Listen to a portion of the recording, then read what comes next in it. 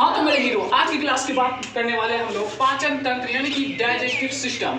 आज एक छोटी सी वीडियो में बहुत सारी क्वेश्चन को हल करने वाले हैं। क्या आपको पता है खाना खाते ही हमारे शरीर के अंदर क्या क्या होती है? जो हम लोग खाना खाते हैं उसके बाद तुरंत बाद ही हमारे शरीर में क्या होने लगती है?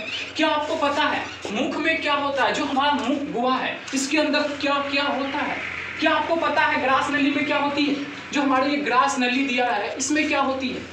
क्या आपको पता है कि पेट में क्या क्या होता है? जी हाँ, तो आज इन सभी प्रश्नों का उत्तर इस वीडियो में हम लोग जानने वाले हैं। तो जैसे हम लोग खाना खाते हैं तो खाना खाने के बाद क्या क्या होता है? तो शुरुआत जो होता है वो मुख से होता है, ठीक है। तो मुख में क्या क्या होता है, यही बात है कि मुख में क्या क्या होगा। तो जो मुंह है, पहला नंबर क्या होता है कि जो खाना खाते हैं वो जो खाना अंदर जाता है तो वो क्या होता है कि दांतों से चबाया जाता है ना। बेसिकली बात है कि हम लोग खाना खाने के बाद दांत से ही चबाते हैं ना, तो दांत से चबाया जाता है। और दांत से चबाने के बाद जो होता है उससे क्या निकलता है? लार निकलता है। क्या निकलता है? लार निकलता है ना। लार जो होता है हमारे मुंह में 3 जोड़ी ग्रंथियां होती है ना, सब मेडिकुलर ग्रंथि, लिंगुअल ग्रंथि, पैरोटिड ग्रंथि, ये 3 ग्रंथियां होती है जिसको लार बोलते हैं ना। तो लार निकलता है जो खाना पचाने में क्या करता है? हेल्प करता है। दूसरी बात, जो लार होता है उसमें क्या होती है? टाइलिन। क्या होती है? टाइलिन नामक एक एंजाइम पाया जाता है, ठीक है। याद रखिएगा कि एक एंजाइम पाया जाता है लार में जिसको बोलते हैं टाइलिन, ठीक है। और दूसरी अगली बात क्या होता है कि यह स्टार्च जो होता है, जो खाना होता है स्टार्च के रूप में जो रहता है, स्टार्च को क्या करता है? शुगर यानी ग्लूकोज में बदलना शुरू कर देता है, ठीक है। तो यहीं से हमारा क्या होता है कि पाचन तंत्र स्टेबल हो जाता है, ठीक है। आगे अगर हम बात किया जाए तो जो ग्रास नली है ना, हम अभी पूछे थे कि ग्रास नली में क्या होता है, ठीक है। तो ग्रास नली जो होता है यही हमारा ग्रास नली। तो ग्रास नली में क्या होता है?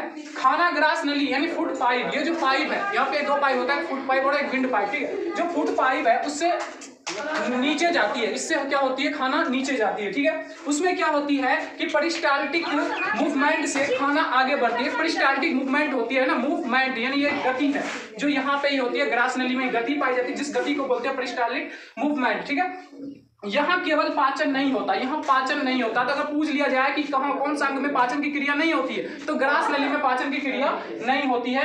ये सिर्फ क्या करता है? ट्रांसपोर्ट करता है, जो खाना होता है उसको आगे ले जाने का प्रक्रिया यही करता है। कौन?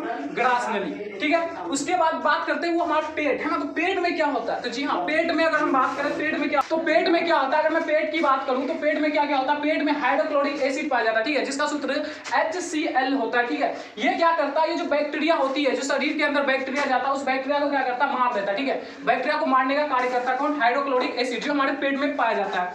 उसके बाद बात करें ये प्रोटीन को भी तोड़ता है, जो प्रोटीन होता है उसको भी तोड़ने का कार्य कौन करता है? तो वो हाइड्रोक्लोरिक एसिड करता है, ठीक है। और अगर मैं बात करूं जो पेप्सिन एंजाइम होता है, वो एंजाइम कौन सा कार्य करता है? जो पेप्सिन होता है, पेप्सिनोजेन जो होता है वो उसका कार्य करता है। दूसरा खाना जो होता है, खाना उसको गाढ़ा बना देता है। फिर चलिए करते हैं।